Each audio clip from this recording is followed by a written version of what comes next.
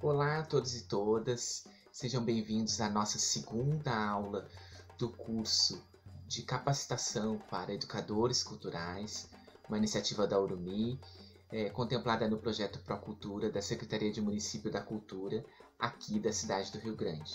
Bom, na aula passada a gente viu um pouquinho do que foi o edital para a cultura, um pouquinho da URUMI, mas hoje a gente vai adentrar no que é o conceito de patrimônio, né?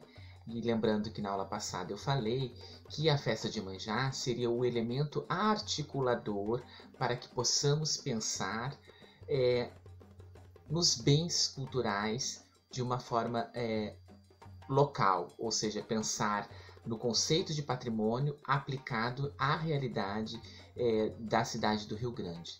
Então, a aula de hoje é um pouquinho mais densa, mas eu gostaria que vocês assistissem até o final e pensasse como evoluiu o conceito de patrimônio ao longo da história, como chega esse conceito, né, de patrimônio até os dias atuais, né, que de uma forma que nós devemos preservar e, sobretudo, lutar, né, pelas políticas patrimoniais em defesa da cultura, em defesa das manifestações artísticas, enfim. Então, a aula de hoje ela é conceitual, mas no sentido de que vocês compreendam o quanto foi lento, mas que foi importante a evolução do conceito patrimônio desde lá da Idade Antiga até a contemporaneidade. Espero que todos e todas estejam bem e que aproveitem ao máximo essa aula. Como sempre,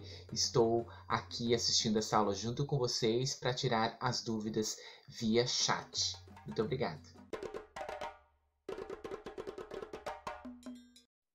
Patrimônio é a palavra de origem latina, patrimônio, entre os povos antigos, sobretudo entre os romanos, e se referia a tudo aquilo que pertence ou se referia ao pai. Nessa direção, patrimônio era algo que se referia à propriedade privada individual referente à nobreza.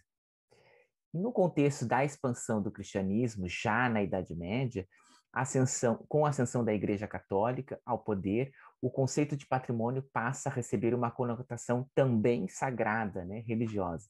Patri significa pai, que também significaria Deus.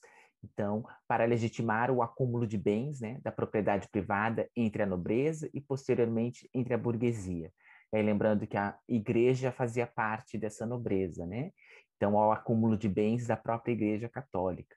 E com o passar do tempo, esse conceito se estende aos patrimônios, né? Bens da plebe, né? Ou seja, dos pobres, das aldeias, das cidades e dos burgos. E, portanto, patrimônio atualmente é tudo aquilo que foi acumulado e herdado dos pais ou dos ancestrais, ou seja, daqueles que vieram antes, não necessariamente numa relação consanguínea, mas daqueles que vieram antes de mim. Portanto, se eu tenho uma relação com alguns bens culturais hoje, foi porque a minha ancestralidade preservou de alguma forma uma herança de conceitos, valores e práticas representados concretamente por palavras, sons, ritmos, gestos, expressões faciais, corporais, rituais, histórias e lendas, tecnologias, práticas, imagens, coisas, artefatos, construções e monumentos.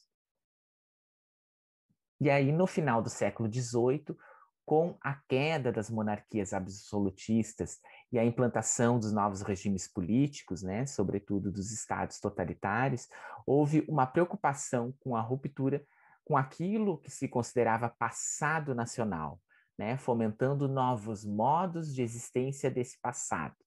Não era o caso de destruir os testemunhos do passado, mas de criar formas de pensar a história.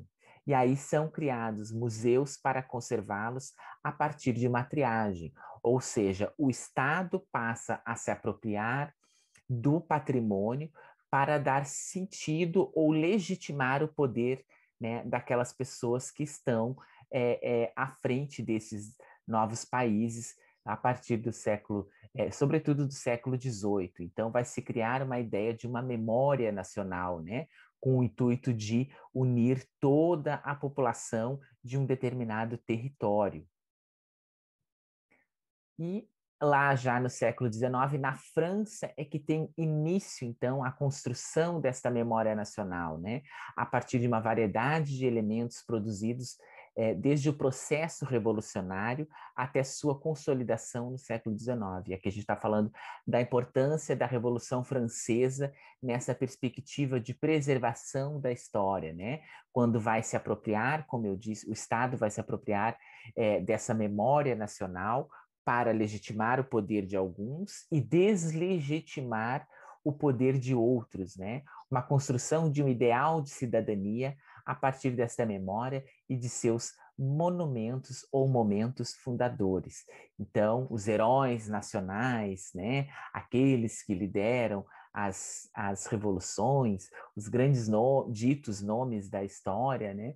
Passa então a se construir uma história oficial, não só da França, mas de todos os países já consolidados neste período, para legitimar, né, este poder, né? Então, pensar em patrimônio é pensar que há uma disputa geográfica, uma disputa política pela memória nacional, né? Pelo nacionalismo.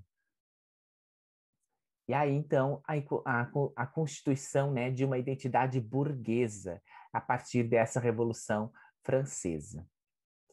E aí é que a gente tem os monumentos, né? A gente viu o Museu do Louvre, na França também. Aqui a gente vê o Arco do Triunfo, de 1836, que representam esta Revolução Francesa. E aí, a partir daqui, a gente começa, então, a olhar um pouquinho das cartas patrimoniais, né? O que são cartas patrimoniais? Foram documentos que foram escritos ao longo do tempo, que foram conceituando e que foram moldando, né, o que seria essa ideia de patrimônio vinculado à história nacional, uma história, obviamente, pensada a partir dos moldes ocidentais, judaico-cristãos, brancos e da elite, né? Então, lá em 1877, né, a Comissão do Monumento Histórico é uma dos primeiros documentos que se pensou patrimônio na história, né? Classificação dos monumentos da antiguidade, né? Igrejas, castelos da Idade Média, se pensando aquela história da Idade Média como uma história unificadora da própria Europa, né? Já em 1913, a leis sobre o monumento histórico, né? Concentrava-se em preservar conjuntos arquitetônicos de vista histórica. E é tudo isso que eu já falei, né? Eles olharam para esse passado, né? Eles elegeram uma história como uma história oficial e passaram, então, a criar políticas públicas para preservar esta memória nacional, né? Uma ideia de uma história dos vencedores, como a gente costuma chamar. E ainda seguindo nas cartas patrimoniais, tem a Carta de Atenas, né? Que sugere que os estados, ou seja, que os países, agissem concretamente para favorecer a conservação de monumentos de arte, né, e de valor histórico. Ou seja, essa carta de Atenas, ela previa, então, a preservação de um patrimônio material, né, daquilo que se pode tocar, daquilo que se pode visualizar e que vai, como eu disse, legitimando essa história oficial branca e ocidental, né? Ou seja, eles elegiam o que eles consideravam arte, né, para conservar e preservar. A palavra conservação, lá nos idos dos anos 30, ela tem muito peso, né, porque é quando se começa, o mundo inteiro ocidental começa a discutir essa ideia de conservar o passado para explicar o presente, né? Uma história que vai também vai se legitimar no Brasil, né, sobretudo no Estado Novo varguista. E aí a gente tem em 1937, né, que é quando Getúlio Vargas dá lá o seu golpe militar e começa, então, o período do Estado Novo, que vai de 37 a 45, e Vargas e sua comissão de ministros começa, então, a pensar num passado, né, numa ideia de nacionalismo brasileiro. E a gente falar em nacionalismo, a gente tem que olhar já para a Itália, né, com aquela ideia de nacionalismo exacerbado, que vai legitimando as atitudes fascistas. Isso está acontecendo neste momento, na década de 30 na Itália, né, e que vai influenciar a política varguista durante todo esse período, né? Então, essa ideia de nacionalismo, que é quando Getúlio Vargas vai lá e tem o episódio que queima as bandeiras dos estados brasileiros, dizendo que o Brasil era uma coisa só, né? Que o Rio Grande do Sul e o Nordeste tinham coisas incomuns e que fortificavam essa ideia nacional, né? E aí vão se elegendo elementos para esse nacionalismo, né? Um dos primeiros elementos eleitos, né, no período Vargas, como que representaria o Brasil, seria o samba, né? E aí, porque a gente tem que pensar que lá nos anos 30 o rádio já está consolidado como uma ferramenta de comunicação de massa, né? E aí o Vargas vai unir o rádio como uma forma de comunicação de massa, vai usar o rádio como uma ferramenta estatal para difundir essa ideia desse nacionalismo. E aí nisso vai entrar as questões patrimoniais, né? Através do samba, não somente através do samba, vai se dar essa ideia do brasileiro, se construir essa ideia de que o brasileiro é um povo pacato, de que o brasileiro é um povo que tem um jeitinho para tudo, que tem uma certa malemolência do samba, enfim. E aí vai se criar o primeiro decreto lá de Vargas, em 37, vinculado exclusivamente ao patrimônio, né, de preservação do patrimônio, vinculado à afirmação do triunfo, né, do novo e de uma história do Estado que se transforma em história de todos. É neste momento da história do Brasil que se elege a figura do Tiradentes, né, como o grande herói nacional, né, como aquele que defendeu a República, que não queria mais a monarquia brasileira, aquele que através da Inconfidência Mineira via os planos de uma grande república, né? Então vai se eleger a figura do Tiradentes, que até então era totalmente excluída da história do Brasil, e vai se colocar num patamar, né? Tiradentes, então vão dar aquela imagem dele semelhante a Jesus Cristo, com a corda no pescoço, que foi enforcada, né? Então já temos aí um herói nacional, que é um herói semelhante a Cristo, que é uma ideia libertadora, pensando, né, que a Inconfidência Mineira estaria também pensando, supostamente, numa abolição que, na verdade, não estava, né? Estava pensando na abolição dos meios econômicos, não dos meios sociais.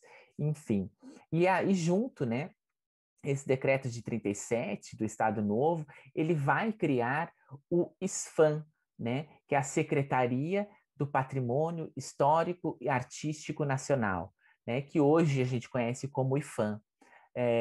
Então, com a intenção de abrasileirar os brasileiros, vínculo com os modernismos, né, com Mário de Andrade. A gente tem que pensar que lá na década de 30 houve um movimento modernista, né, que vai influenciar as artes plásticas. A gente tem Tarsila do Amaral aí pintando, né, um Brasil dos anos 30.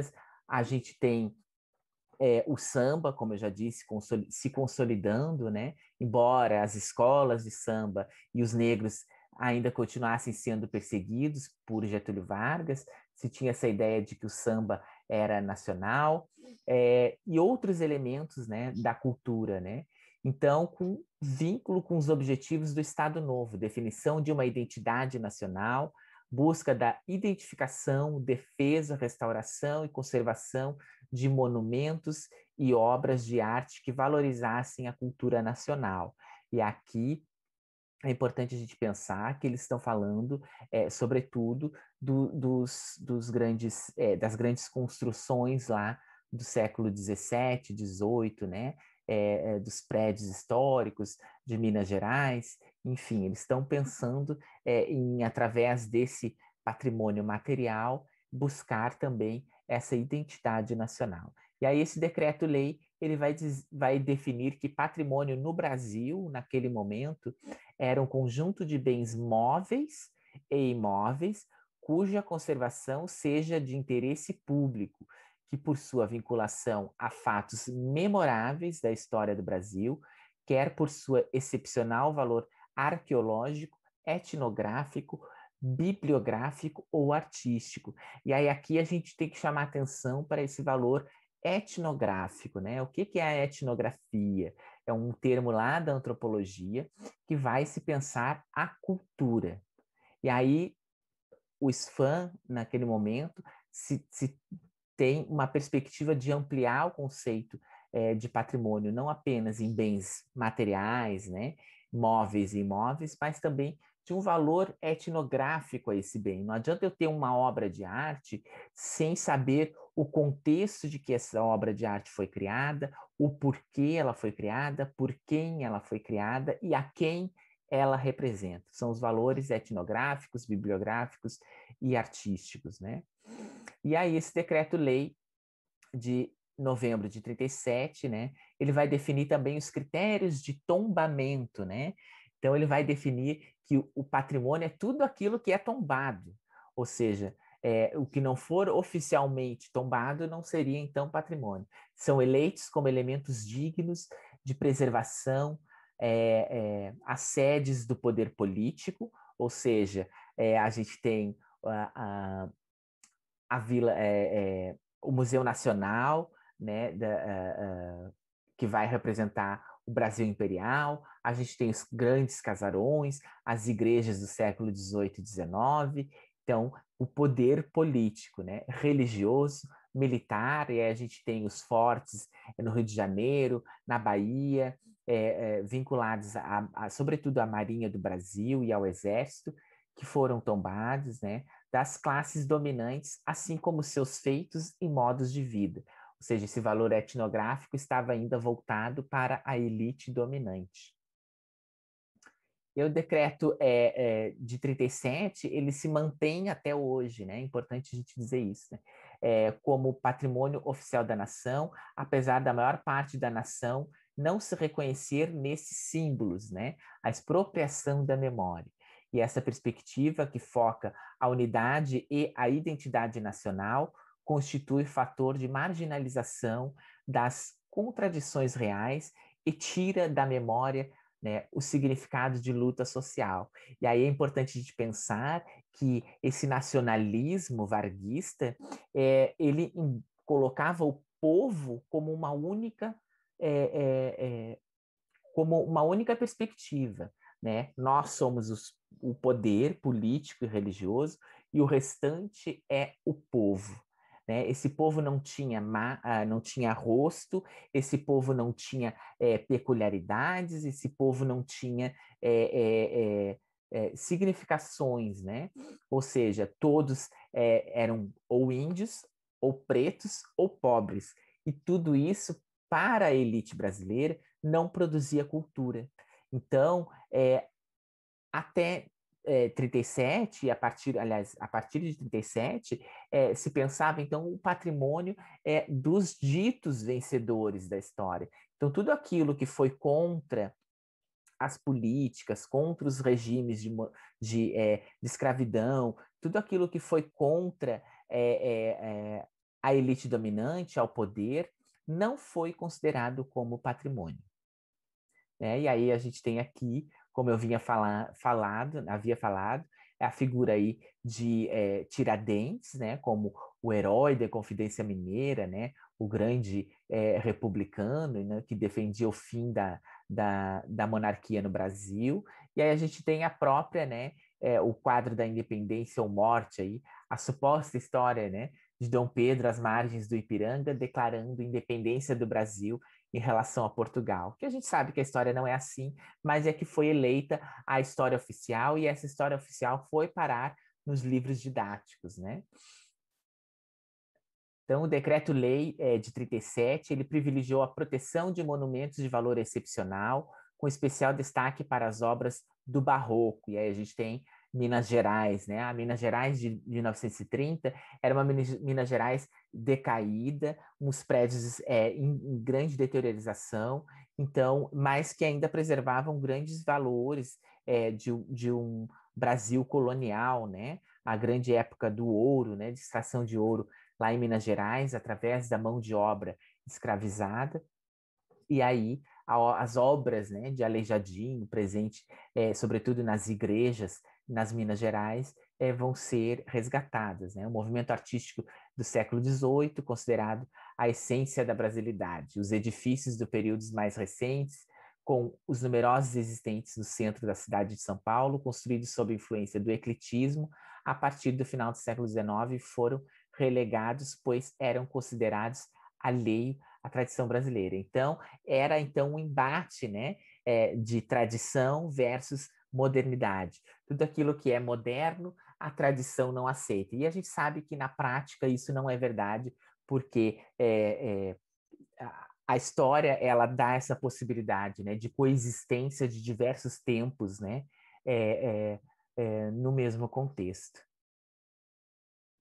O objetivo do Estado Novo, né, a política cultural da época marcada pela intervenção vinculada aos interesses do mercado, né, e a lógica de consumo, ou seja, o mercado, aí o capital, as grandes empresas, né, querendo então destruir tudo aquilo que era considerado antigo. Então, com a criação do SFAM, né, e ainda com essa tentativa de abrasileirar os brasileiros, um vínculo dos modernismos, do modernismo de Mário de Andrade, né, os objetivos de uma definição dessa identidade nacional também colaborou, né, para a preservação de prédios que hoje, no século XXI, a gente tem acesso, né,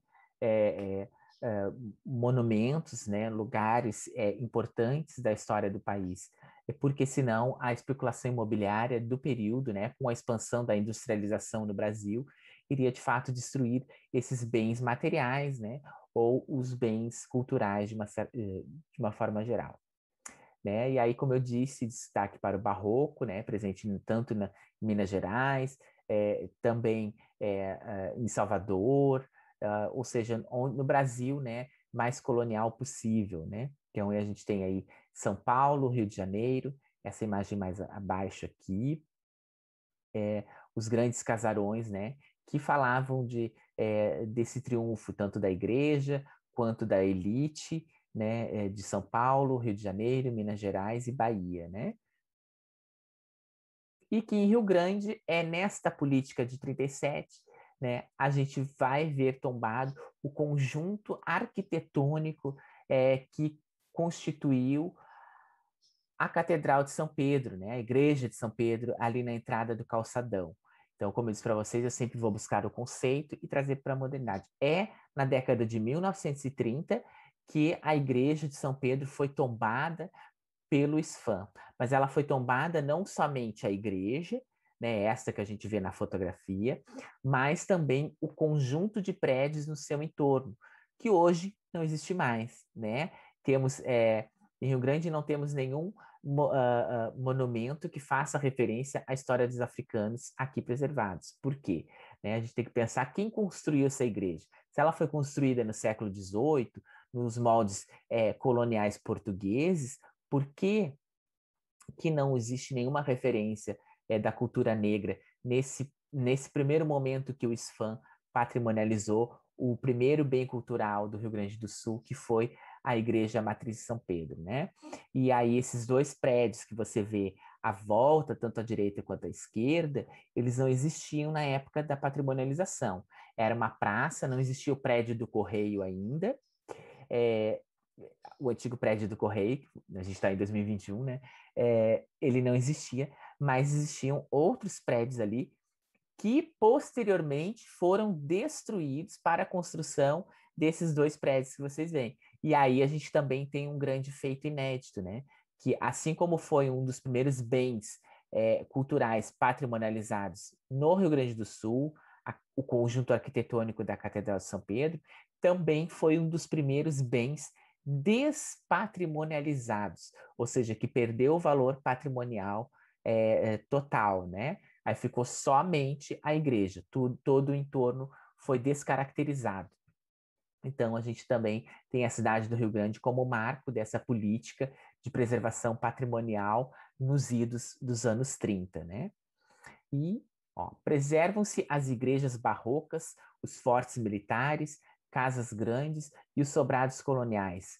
Esqueceram-se, no entanto, das senzalas, dos quilombos, das vilas operárias e dos cortiços. Por qual motivo as cidades mineiras são consideradas patrimônio nacional e Antonina, no Paraná, e São Francisco do Sul, em Santa Catarina, não são? Por que tiramos fotos em casarões, igrejas e fortes, né? E aí, como eu coloquei ali, por que que Rio Grande não tem nenhuma referência propriamente dita, né?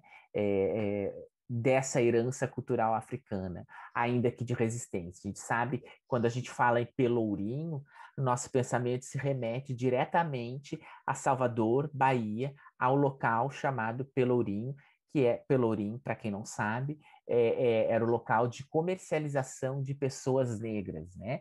É onde se colocavam os africanos e africanas e os afrodescendentes para a venda. Era o mercado de venda de pessoas negras escravizadas, né? Então, em todas as cidades do Brasil existiam locais chamados Pelourinho. Em Rio Grande existiu esse lugar, né? Esse lugar, para quem conhece a cidade do Rio Grande, era ali no lugar onde a gente chama hoje de Praça São José do Norte, que é a pracinha da Santa Casa, né? Chamada de Pracinha da Santa Casa do Rio Grande. Era ali que eram comercializados os seres humanos para venda, né? E por que que quando a gente passa nesse local ali hoje, não tem nenhuma referência a esse local? Um local de dor, um local de tristeza, né? Porque vai fazer referência à escravidão, mas também um local de resistência negra, porque eram ali que negros e negras também eram castigados publicamente por muitas vezes resistirem à escravidão, né? As formas de resistência da escravidão se davam de diversas maneiras, fosse através da fuga, fosse através da tentativa do suicídio, fosse através da tentativa do assassinato, né, dos seus senhores e senhoras, do envenenamento dessas pessoas, enfim, diversas formas de resistência, né, de africanos e africanas, através das religiosidades, as religiões foram perseguidas, né, também as manifestações religiosas negras. Então, quando isso acontecia, esses africanos, africanas e afrodescendentes eram levados para o Pelourinho também para serem castigados em praça pública. Então, por isso seria importante termos locais de preservação dessa memória para que ela nunca mais aconteça, né? Mas também como uma forma da gente mostrar que, ao passo que eles eram castigados naqueles locais, era sinal de que eles resistiram à escravidão, era sinal que eles não aceitaram a condição de escravização, como muitos tentam negar aí. Enfim, a gente dando seguimento, então, a essa ideia de nacionalismo e patrimônio, né? Ou seja, ao embate, né, de conservar aquilo que é antigo, frente à industrialização, frente à modernização das cidades, à expansão das cidades, né? A gente tem que pensar que o mundo moderno, né, o processo de industrialização apresentava perigo ao patrimônio no sentido do que o passado representava pouco para o presente. Esse era o pensamento da época lá, da década de 30 e poucos, né? O duplo significado, né?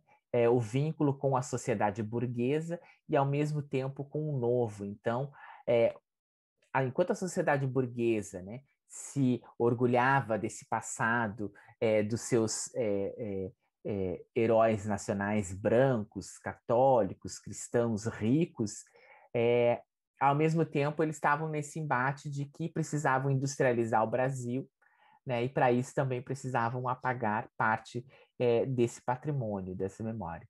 Modernidade, então, naquela época significava então uma ruptura do passado com a tradição, né? O passado e o presente. E hoje a gente já tem um entendimento de que não é isto. Eles podem coexistir, eles podem ser ressignificados e está tudo certo. E aí, ainda pensando nas cartas patrimoniais, e aqui a gente já está na década de 60, né? Carta de Veneza, ou seja, um conjunto, né, de reuniões realizadas em Veneza, na Itália, através da Organização das Nações Unidas, que se juntaram para discutir o conceito de patrimônio, né? E aí, então, eles traziam um documento em que orientava os estados, né? Orientava os países, né? O Estado não mais se responsabiliza pela escolha e conservação dos monumentos, e sim a humanidade. Ou seja, eles vão desautorizar, não é mais o governo, não é mais a elite que vai determinar, na teoria, o que seria patrimônio, mas sim a humanidade. A humanidade cada vez mais consciente da unidade de valores humanos, as considera um patrimônio comum e, perante as gerações futuras, se reconhece solidariamente responsáveis por preservá-las. Não somente grandiosos monumentos deveriam ser preservados, mas também criações modestas com significado cultural. O artigo 1º da Carta de Veneza coloca que a noção de monumento histórico compreende a criação arquitetônica isolada, bem como o sítio urbano ou rural, que dá testemunho de uma civilização particular, de uma evolução significativa ou de um acontecimento histórico. E aí, então, a gente vê um alargamento, né, desse conceito do que é monumento, do que é bem cultural, do que é patrimônio. Ou seja, não só mais esses prédios da elite, mas todo o processo de urbanização, né? E aí entra também, começa a entrar, então,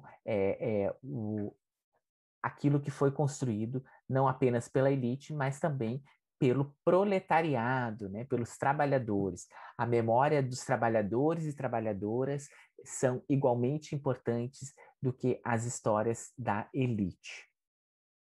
Então, as políticas patrimoniais já no Brasil, na ditadura militar, né? Aí cresce a intervenção do Estado na cultura, né? Aí a gente tem que pensar aí que a partir de 64 vão começar a se criar mecanismos de regulação daquilo que é cultura, daquilo que é arte, aí vão começar a censurar e também direcionar o olhar, né? Vão eleger, então, alguns, assim como Getúlio Vargas na ditadura dele fez, na ditadura civil-militar também vai existir essa regulação, essa intervenção, né?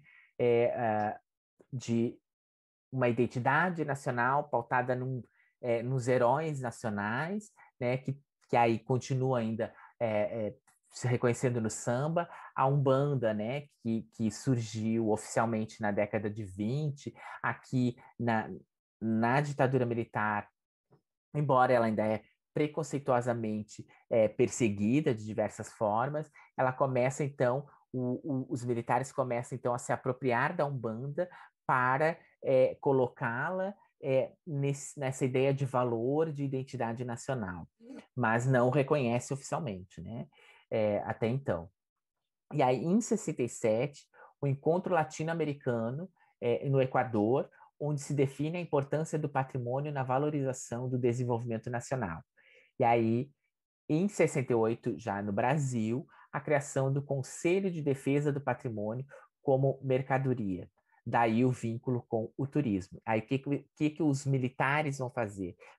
Regular a cultura, censurar o que é cultura e o que é patrimônio e dar um valor mercadológico, né? Aí começa então a se criar essas ideias de lugares de turismo, porque fazem parte da história nacional, e aí você vai ver a criação de museus que ainda vão contar a história dos vencidos, né? Aliás, a história dos ditos vencedores, história oficial, uma ideia de utilização do espaço como mercadoria, né? Turismo como forma de manipulação simbólica em relação à memória nacional. E aí no Equador, as normas de Quito, na cidade de Quito foi redigida essas normas, né? O documento, então, demonstrou preocupações por parte dos profissionais das áreas patrimoniais com o empobrecimento de vários países, né? Os chamados países desenvolvidos da América Latina. A América Latina, toda ela, na década de 60, estava vivenciando as ditaduras militares, né? Fomentadas ou fomentadas pelos Estados Unidos. Então, a gente tem que pensar que eram países muito pobres e que a destruição dos bens culturais estava, de uma certa forma, massificada, né? América Latina ou América Central, América do Sul, consequentemente, o abandono de seus monumentos, né? Então, se esses governos ditatoriais diziam que era cultura e diziam que era patrimônio, obviamente, os bens culturais que representavam as histórias das populações eram totalmente esquecidos, né? Totalmente desvinculados.